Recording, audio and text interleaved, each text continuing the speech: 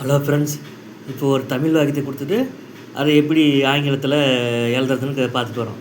அந்த வகையில் இன்றைக்கி அவன் சொன்னது எனக்கு ஓரளவுக்கு புரிகிறது இப்படின்னு ஒரு தமிழ் வாக்கியம் கொடுத்துட்டாங்க ஃப்ரெண்ட்ஸு.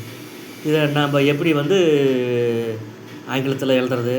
அவன் சொன்னது எனக்கு ஓரளவுக்கு புரிகிறது அப்படின்னு ஒரு தமிழ் வாக்கியத்தை எடுத்துக்கிறோம்.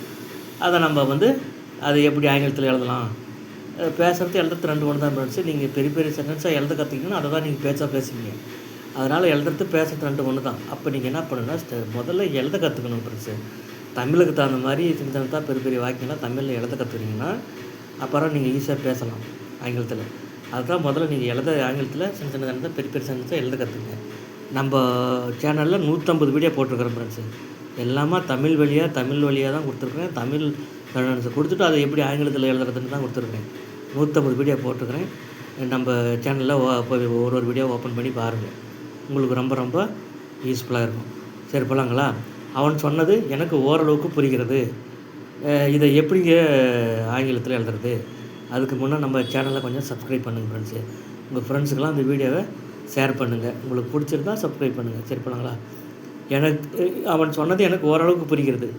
இதில் முதல்ல முடிஞ்ச வாக்கியம் எது, முடியாத வாக்கியம் எதுன்னு பார்க்கணும் ஃப்ரெண்ட்ஸு. எது முடிஞ்ச வாக்கியம்? எனக்கு ஓரளவுக்கு புரிகிறது, அதான் முடிஞ்ச வாக்கியம். அதை ஃபஸ்ட்டு எழுதுனுங்க. எனக்கு ஓரளவுக்கு புரிகிறது அது எப்படி எழுதுவீங்க? I more or less understand. I சப்ஜெக்ட்டுங்க, அண்டர்ஸ்டாண்ட் வெர்புங்க. மோர் ஆர் லெஸ்ன்றது அட்வர்பல் ஃப்ரேஸ். அதான் அட்வர்புன்னு ஃப்ரேஸ்னால் உங்களுக்கு புரியாது. அட்வர்புன்னு வச்சுங்க. அட்வர்பு ஆக்ஷன் வெர்புக்கு முன்னாடி வரும். பி வெர்புக்கு பின்னாடி வரும். ஆக்ஷன் வெர்புக்கு முன்னாடி வரும். ரெண்டு வெர்பு ரெண்டாக இருந்தால் ரெண்டு வெர்பு நடுப்பில் வரும். இங்கே அட்வர்பு ஒரு இது ஆக்ஷன் வெர்பு வந்துருக்கிறதால அட்வர்பு ஆக்ஷன் வெர்புக்கு முன்னாடி வந்துருக்குதுங்க. அப்போ எனக்கு ஓரளவுக்கு புரிகிறதுன்றது என்னதுங்க? அதை இங்கிலீஷில் எழுதுனா I more or less understand.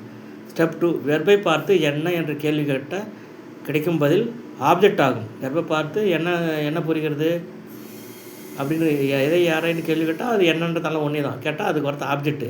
இங்கே என்ன புரிகிறது? அவன் சொன்னது இங்கே ஒரு வார்த்தையாக வரல, ஒரு நவனாக வரல. அவன் சொன்னான்னா அது முழு வாக்கியம். அவன் சொன்னது அப்படின்னா அது தொட்டிலிங்கிற சப்பார்டினேட் கிளாஸு. அவன் சொன்னதுன்றது ஒரு சப்பார்டினேட் கிளாஸு, ஒரு முடிவடையாத வாக்கியம். என்ன அண்டர்ஸ்டாண்ட் வெர்பை பார்த்து என்னன்னு கேளுங்க. என்ன புரிகிறது? அவன் சொன்னது அப்படின்னு ஒரு கிளாஸு, நவுன் கிளாஸு. அவன் சொன்னதுன்றது ஒரு நவுன் கிளாஸு. என்னன்ற கேள்விக்கு பதிலாக வருது, ஆப்ஜெக்டாக வருது. ஆப்ஜெக்ட் இடத்துல ஒரு நவுன் கிளாஸே வருதுன்னு சொல்ல வரேன்.